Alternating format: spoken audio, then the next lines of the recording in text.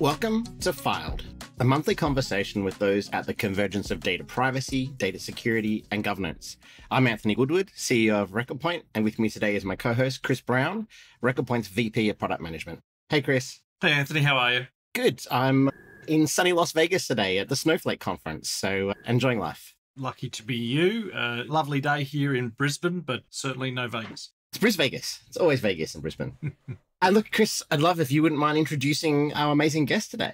Yeah, look, I'm really keen to introduce our guest today. So what I'll do without any further, let's say hi to Anne Cornish. Anne, how are you? I'm really good, Kris and Anthony. Thanks very much for having me. So Anne, CEO of RIMPA, and a long storied history of managing information with clients as part of a partner network, as part of a business that you've run, and certainly you've been involved in a lot of things that I've been involved in over the years as well. True. Mate, do you want to just give us like a couple of minutes of sort of a bit of background and what your current focus is? A couple of minutes. There you go, Kris.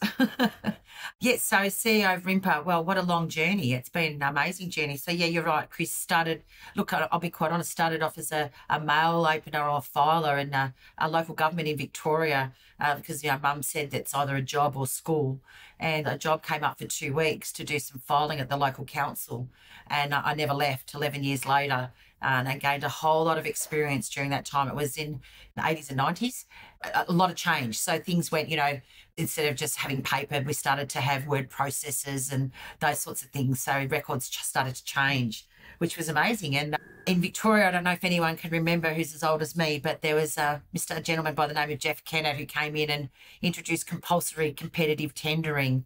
And that meant that a lot of government, or especially local government, decided to outsource their records areas, believe it or not, which was great. So it was actually a good thing in the sense of that I got a redundancy and started a business and worked the business from that. So, and learned a lot and did a whole lot of consulting for about 27 years, which then led me to become the CEO of RIMPA. So I'm a subject matter expert. I suppose I can still call myself that, even though I haven't been a consultant for the last 5 years, but I think I still am, still keep in touch. So subject matter expert who's with business background and the CEO of RIMPA. So there you go. Fulfills a whole lot of things. Yeah, so for those listeners who don't know what RIMPA is, did you want to just give us a quick rundown on who they are? Yep, sure. So RIMPA, the long version, is Records and Information Management Practitioners Alliance Global. So in August last year, RIMPA, as we are well known, took a global status because we are no longer just Australasia, which originally that's what we were. RIMPA is the peak industry body for records and information management with the objectives of offering advocacy, a bigger voice. Certainly, you and I have had lots of engagement as RIMPA professionals, but also in the marketplace. There's actually a lot of change coming in the information management and governance and even the records management space. And a lot of this is due to sort of technology and obviously other regulation.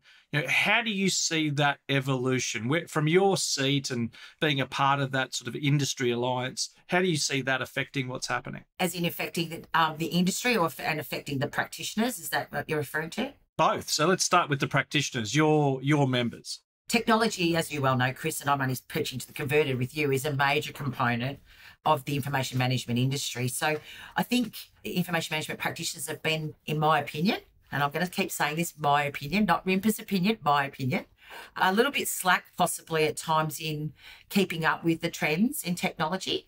Anyone who's old enough, again, remembering the 80s when email came into play, and it was initially sold to everybody as being an informal discussion tool, and now have a look at it, it's the major tool. It's probably the biggest records and information management system on everybody's desk, where the majority of records are kept. And I think we missed the boat or missed the wave at the time as records managers, and didn't pick it up as being an important piece of technology that was going to change the world. And as I said, form the majority of our records. I still don't know if we've actually achieved that, Kris. Well, my point of all that is that let's not miss the next waves with the future of technology and AI and machine learning and all those sorts of things, because if we do, the same thing will happen. What happened with email in the 80s is that we'll still be trying to catch up, let's call it 40 years later, in all honesty. That's a really interesting point.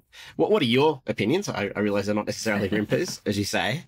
What are your thoughts on how that occurs? Because there's been a couple of waves now missed by the industry. So there's some big ones, really cresting out there, ready to break. How do you think we all catch those? I'm going to be quite candid here. So what I do believe is that we've got to stop sitting on our backsides, get out of our seats and out of our basements or out of our offices. I don't care where you sit, it doesn't matter, and get involved. That's been our problem. I mean, you think about records managers are typically known as introverts. We sit there and we just do BAU each day, you know, open mail. I'm talking old fashioned here. Open the mail, classify, put a stamp on it, off you go, deliver it. Remember the old days with the trolleys and go and deliver your mail, which is amazing. A good way of networking and collaborating, but not necessarily a practical way of using your time. But in saying that, we tended to just keep doing the same old day in, day out.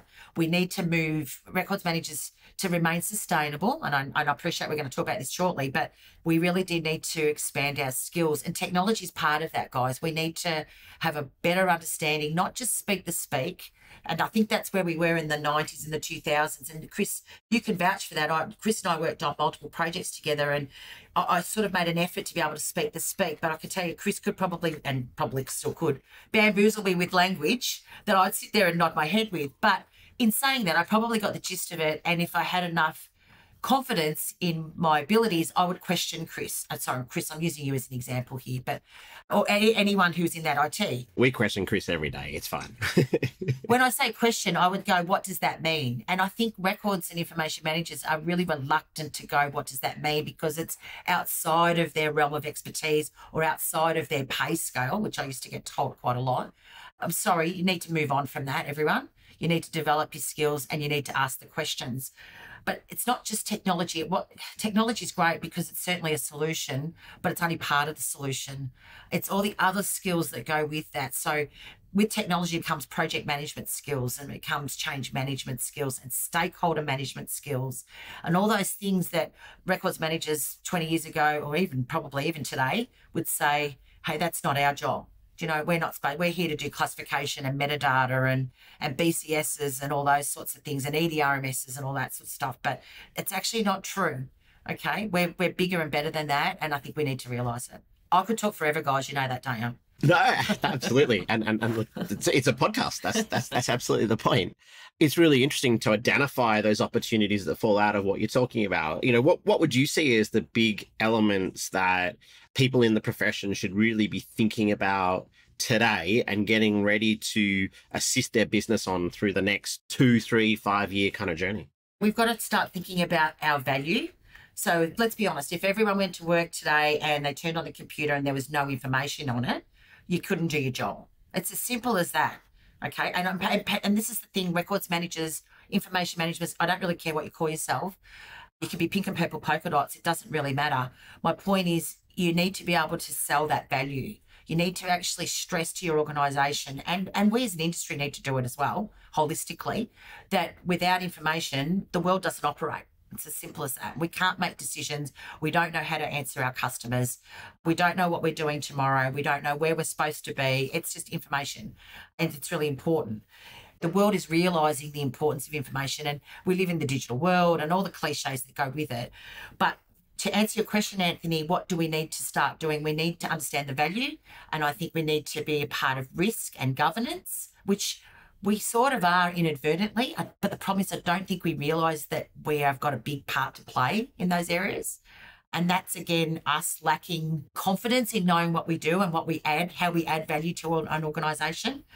But the biggest thing that I can't stress enough is the ability to, and this is what I think we need in the next 5 years, is get rid of that introvert perception, Anthony, and start being communicators and marketers and selling what we do really well. Okay, we need to be our own PR. We need to do PR for our industry and for us as individuals. Okay, we need to sell ourselves. So that's where I believe. I totally agree, Anne. And I think that you and I are sort of very much on the same page there in terms of, you know, I always call out that there's 3 main assets in an organisation, and 2 of them are very obvious and have all of these systems and processes in place, and that's their cash and their people. But if you take away either of those, you get the same outcome. And when you take away the information from a business, you don't manage it properly, you end up in that same place. So I absolutely hear you when you're saying those things. And probably the interesting thing for me in this is the world has moved, and certainly there's regulation. We'll talk about that in a moment, but the world has moved to valuing that more as well. Not just internally in the business or at a customer level and worrying about my own data and obviously my own privacy, but the hacker, the the cyber criminal has now really seen value in that information and their ability to collect lots of it. So as the gatekeeper, if you will, or the organizer of that information, helping an organization to manage that better, to understand their risk, as you've just said, this is now a key value point. And certainly at a board level, more than ever, people are talking about privacy, retention, governance.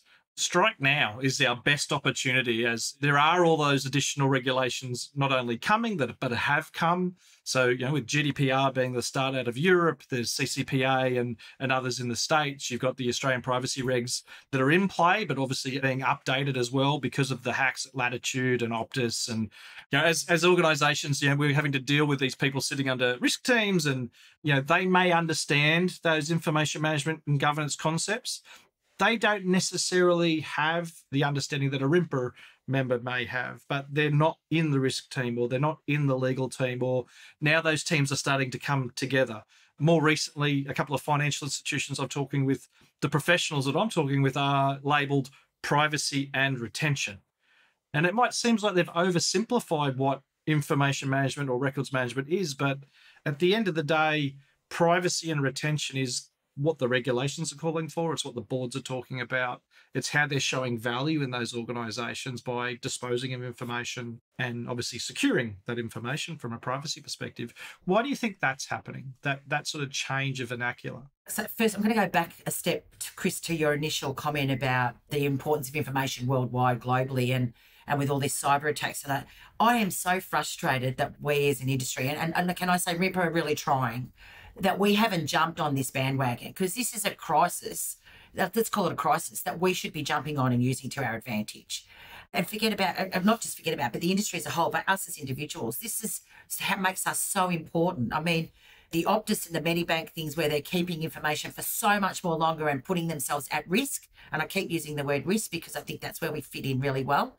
And that's where we show value in any organisation. The risk there to that information being released or being hacked was out of control, as we all know. And that's who got impacted. It was the non-customers, the old customers that got impacted, not so much, yes, yourself, Kris, and a lot of others. But why aren't we jumping on it? So I get frustrated that we as an industry as a whole, or even us as individuals, don't jump on this a bit more and get involved. And I'm going to plug RIMPA a little bit. We're getting involved with the change in the privacy review and the legislation. Secondly, in relation to the specialised titling of, the privacy and retention officer and whatever. I think I said before, I don't care if we call ourselves pink and purple polka dots. I'll be quite honest. It's what you sell, how you sell your value to the organisation and what your skills are. It's funny, I did a bit of research before I came on today with you, but we have, everyone has to list their title, and we've got some amazing ones. Information forensic officer is another one, right? So, and my point of when I say this, legal and governance, risk and value manager, data's now appearing in everyone's title or every second title, quality, risk, all those sorts of things. My point of that is, can I be quite honest with you, they're actually all doing the same job, right? But plus, they're doing that traditional records job, I'm hoping, and I know if they're not doing it personally, they've got people below them that are. But they're also taking on all those other skills that we talked about, the technology, the risk management, the compliance, the governance, the marketing, the communications, the change, all those sorts of things as well. So I'm really optimistic about the future for records and information managers. As I said, call us whatever you like. If we have to be, pink P&P association in the future, as I said, pink and purple polka dots, I don't care. It really doesn't bother me, because what we do is so important. If society wants to call a white fluffy thing a dog, and if they want to call a dog a white fluffy thing, I don't really care, as long as society knows what they're talking about. If it means something to them, does that make sense? It does. We're too big on terminology and getting caught up on that. And records has a connotation in its own right. We've had this conversation, Kris and I have had this conversation multiple times. The word records still has a perception around about being paper and, archives. And if you work for a records management consultancy company, you still get phone calls, people asking for, the vinyl records that, play songs and they sing the songs to you and that sort of stuff. But my point of all that is that, the word records has probably got that connotation, and we do need to upmarket with information or digital or data. I don't mind. But as I said, call it whatever you like. I think we should be optimistic, not pessimistic about our future, because it's broader and bigger and more valued. No, it's a great point. Can I ask a more controversial question to cut right through that level of controversy? Sure. Do you think the skills in the industry are actually there, or do we need to inject a new set of skills and a new set of people? Kris and I straddle and have for the entirety of our careers, both the records world and the technology world. And there's been this really interesting shift in the technology world of bringing in, originally, I'm old enough when it was a lot of people who were DBAs and, did funky stuff in the basement as IT people, right? But a lot of IT people upgraded their careers, went and did more management orientated course, got more integrated with the business. I never saw that happen in the industry in the records world. How do we get that infusion? How do we get those skills there? Because that's what's missing, right? Absolutely. I couldn't agree with you more, Anthony. I think there are some people that've got those skills. I mean, there's always some people that've got those skills. Of course. We need to exactly use that word, inject those skills into the business. I think the millennials coming through, and I'm going to use that, millennials and younger generations are going to come through with a much broader or diverse skill set than just, as I mentioned before, BCS, metadata, the traditional fundamentals of records management. It's not happening now, and that's a concern to me, that there's some people around that don't necessarily want to expand their skill set, which puts a lull in our industry until the next generation comes through. And that lull could just about it could possibly see it gone. Do you know what I'm saying? So we as RIMPA and as the consortium, and I harp on the consortium because I think we give us a bigger voice with thousands and thousands. I'm talking hundreds of thousands of people rather than just 2,500, 3,000 members of RIMPA. I'm talking hundreds of thousands across the world. It allows us to inject or to impose or encourage those skills sooner with a lot of other people. And a lot of the other industry peak bodies across the world, and I've spoken to a lot of them, are thinking exactly the same way. That's a good thing. We've now got to bring the members along the journey with us. They've got to be prepared to do it. It's interesting, sorry to keep on about this one, but we offer vet training, as you know, at RIMPA. I don't know if you are aware, but we do offer vet training because there was a gap. So you've got your higher education and then you've got sort of nothing. Basically, unless you want to go and spend thousands and thousands of dollars to do higher education, you're not going to get a qualification. So we saw a gap and we've implemented it. Employers want to pay for their employees to be educated or qualified. It's the staff that don't want to do it, right? Now, they don't want to do it. There's a couple of reasons. Possibly don't think they should, don't need it. But there's also this factor of time as well. And we're all time poor, let's be honest. We all want to have families, businesses, hobbies, sport, you name it, and work. And work's no longer 37.6 hours anymore, or whatever, the 38, 40, doesn't matter. It's more than that because we communicate constantly. I don't know about you guys, and I know I have with Kris. I've communicated with him in the middle of the night and globally, especially, and that's becoming more and more because it's accessible. The point of that is that employers are willing to pay, but we've got to bring them on the journey to get them doing. So we're doing strategies at the moment, Anthony, with RIMPA. We're trying to get teasers. We're going to put modules out with event modules out, in-person modules at possibly at RIMPA Live at the conference so that we can come in, do a module for free and see that it's not that hard. Do you know what I mean? No, fantastic. So anyone that's got any ideas of how we can encourage these skills, and I talk about this constantly. I present everywhere and have been all around the world presenting about the skills that we need and that they need to, get candid, get out of your seat, get out of that chair, move away from your computer, go out there and talk to the business, meet the business, get outside, go and network and professionally develop. That's my soapbox for the day. There you go. No, absolutely. I'd love to understand, to switch gears slightly, we were talking earlier about the waves that are cresting, particularly in things like AI. Clearly, we've covered privacy in some depth already in this conversation, but AI is this massive behemoth. And I'm going to plug a little bit of what we do here at RecordPoint and have done for a while. We're really automating a lot of the things that traditionally have been done by records managers and allowing them to spend more time on the higher value things, applying AI to do classification, applying AI to understand the context of data and summarize it more effectively. Our processes are really a V1. We're seeing with large language models and ChatGPT and all these things that we see out there that are a bit trendy right now in inverted commas, some real changes coming into the industry. Records management is going to look really different in 5 years from now How do you shape that? Because it's one thing about business integration and justifying value. It's another one now with this technology trend that's going to automate and cause these things to come together. Yeah, so the first thing we've got to do is make sure that the records managers aren't scared about this technology and they have an understanding, which is what we've said at the start of this podcast. But this is really important that they ride this wave, right? Don't sit back and let everyone else do it, because they will lose their jobs, or they won't be involved and they won't be valued. I think AI is more than just auto classification, and from an IM practitioner point of view, I think there's a lot more involved. It impacts the organisation. So you're just talking of specifically what's impacting information managers in their day-to-day role. I'm thinking that information managers need to be more involved in a whole lot of AI, like what's the impact of chatbots? What's the information going on in that relation? What's happening with risk modelling and the artificial intelligence that's doing that? Right? And how involved are we? Because we're the ones that are going to feed the AI. They're going to learn from us. It's got to learn from somewhere. It doesn't just happen, as we all know. And so our jobs will change, where we no longer put pieces of paper on file or classify bits of mail. We now teach the rules to the systems and allow the algorithms to do what they do in the AI and have this. But don't be scared of that. I see, personally, to me, that's a challenge. To me, that's exciting. And that's how records and information managers should look at it. I don't know about you guys, but, after a few years doing the same old thing, sort of gets a bit boring. Your fundamentals are always there. Everyone should pride themselves. That's their value. And when I say they, it's IM's value is the fundamentals. They are fully aware of the fundamentals of records and information management, all the compliance requirements. And as I said, the rules that go with that, those all have to be applied in the AI world. And it's an ongoing, and AI will continue to learn, and we have to continue to teach it.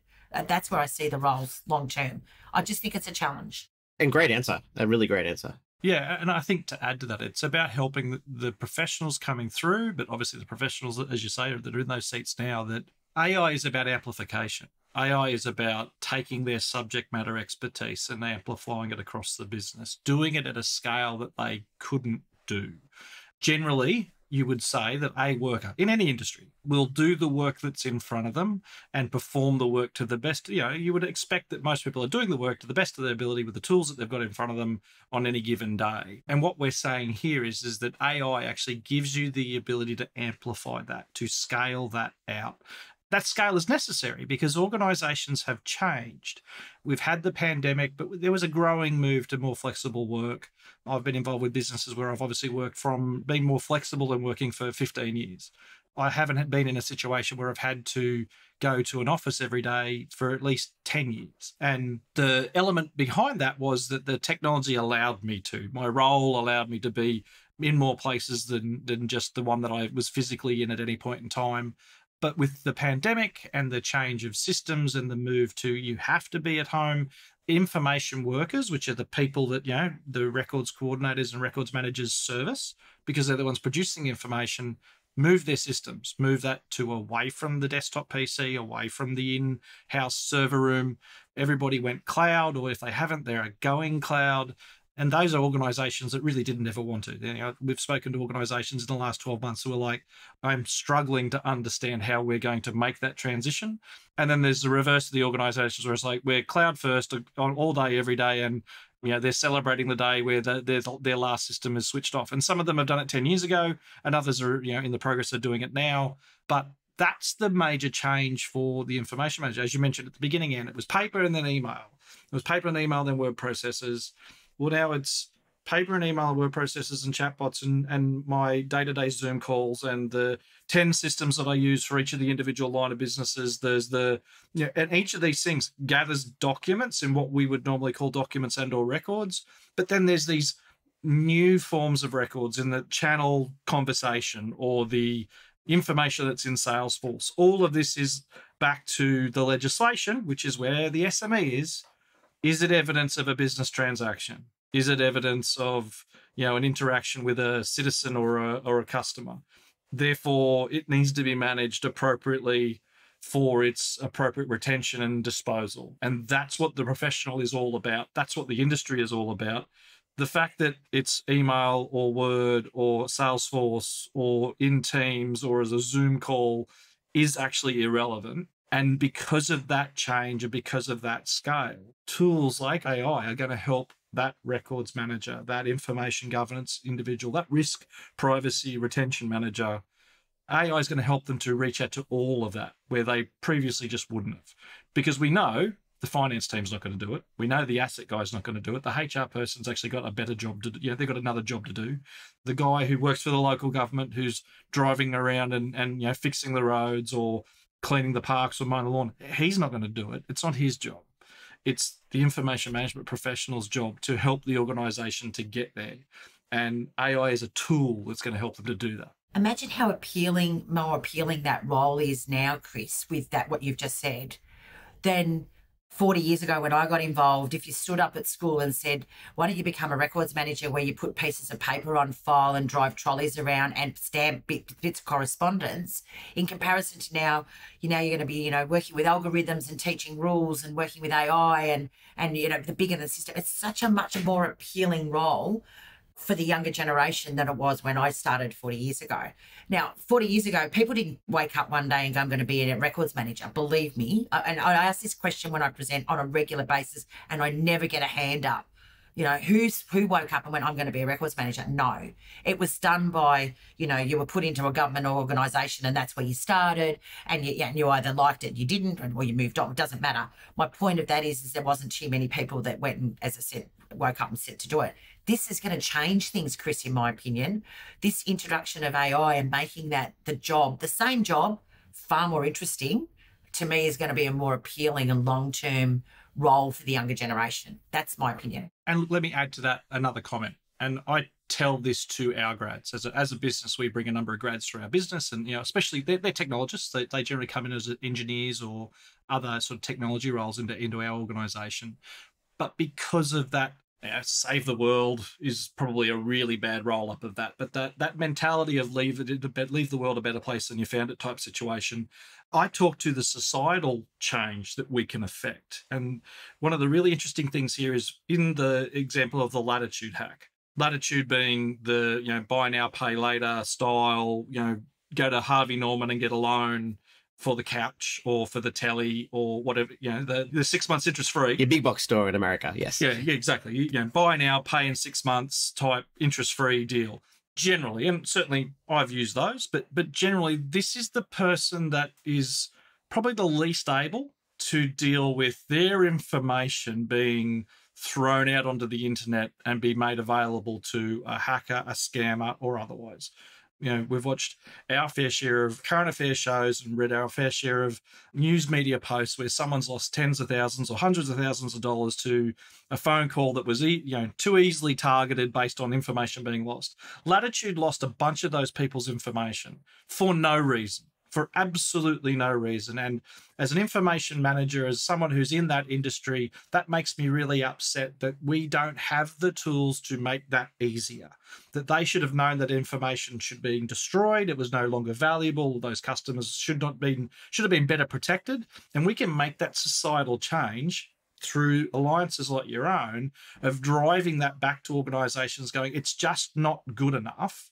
That information is being kept beyond the length of time. It'd be like saying the banks just leave the money sitting on the counter. Like you come along, you deposit your money, and they say, I'll just place it there, I'll get to that, I'm really busy at the moment. And someone just walks along and takes it. Well, bad luck, it didn't end up in the safe, so you miss out. That's the same sort of level of negligence is probably the word. And obviously, is it negligence, Kris, or is it laziness? Is it uneducated? Is it cheaper? Hey, it's ill-informed. Cheaper. It's cheaper to keep everything than to go through and actually colour. Think about it. Like, to get rid of stuff, you actually have to do a little bit of work. You can't just go press a button and off it goes. You probably need to have a bit of a look at something before you do that. So that's time and resources.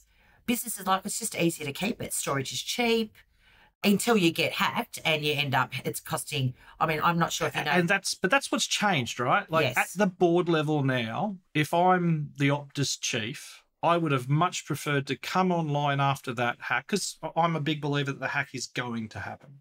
It's not an if, it's a when situation. But if I was the Optus chief, I would have much preferred to be able to stand on my soapbox and go, while we were hacked, and obviously we'll look at our security and whatever else, it is a bit of an inevitability. But we only had the information that we needed to keep by regulation, by law, and nothing else. that would have been a much better position for them to be in. And there would have been hundreds of thousands of Australians in that instance that would not have been affected. And the same is true for the Department of Justice hacks, and the same is true for many, many other overseas hacks. The target is huge, and societally we can change that. That is something that this industry can change. Just want to make one point on the language there. The bulk of the data in these hacks, whether it's been here in the US or over in Australia, the organizations did not have a right to have.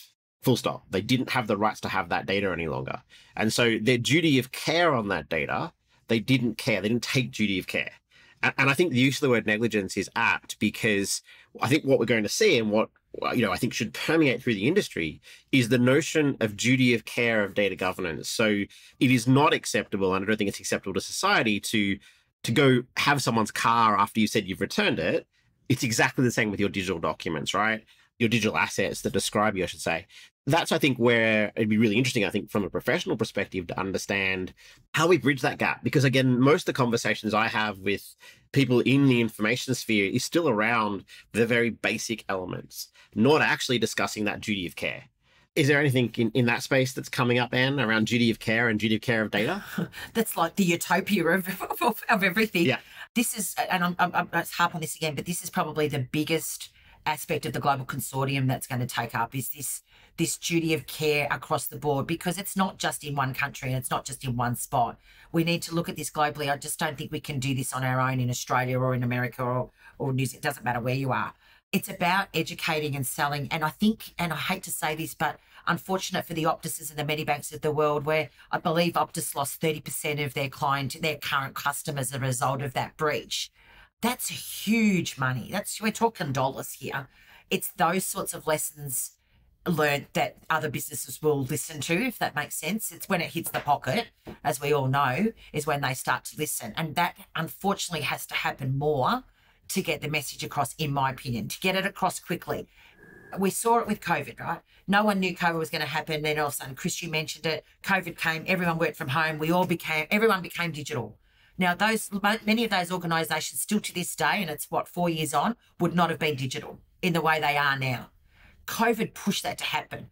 I'm certainly not suggesting we have a COVID and we're all at home, but my point is, if it unfortunately takes a few more hacks, and Kris is right, it's going to happen.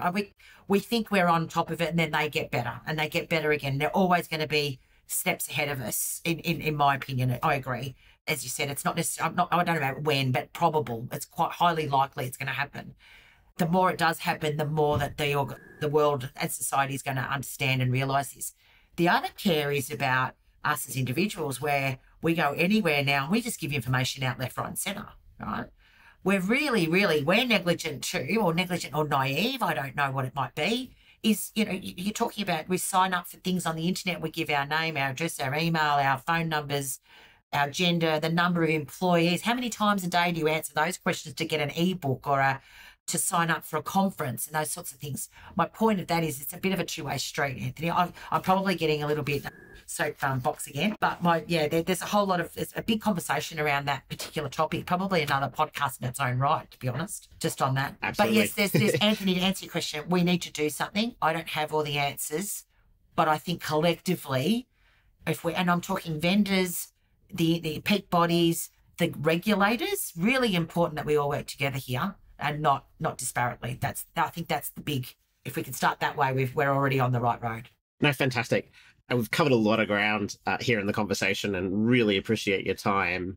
Obviously, some key trends. We really want to try and get a whole bunch of more multidisciplinary set of skills in the profession and in the industry in toto. I love this notion of the millennials coming through and changing things. And I think we'll all be looking forward to seeing some of that impact and some of those processes as time goes on. But, really thank you for making the time and sitting down with us today. It's been a great conversation, a great chat. And I know we could probably all go on for hours, and I'm sure I can buy you a beer and we can continue this, but yeah. Look, and thank you, Anne, for the engaging chat. Look, we've had a great time having you on. Thanks, guys. Pleasure. Where can people find you if they want to hear more from Anne and RIMPA? Yeah, so just go to the RIMPA website, it's rimpa.com.au, or they can contact me via email, which is fine, anne.cornish@rimpa.com.au. We're always here to help. I'm sure they'll see me around, Kris. I seem to be my head seems to be everywhere at the moment, which is, kind of great for some and not for others. But anyway, that's all good. Thank you. Well, I'm Anthony Woodward. Thank you for listening to this edition of Filed. Head to recordpoint.com/filed if you want to see a full backlist of episodes and subscribe to the podcast. We publish these every month, and you can also get the monthly newsletter that we publish under the Filed logo as well, with some really interesting topics in that. And you can follow us on Twitter and LinkedIn. Search for RecordPoint and you'll find us. Just look for Rex, our dog. And please remember to subscribe to this podcast on whatever platform you use.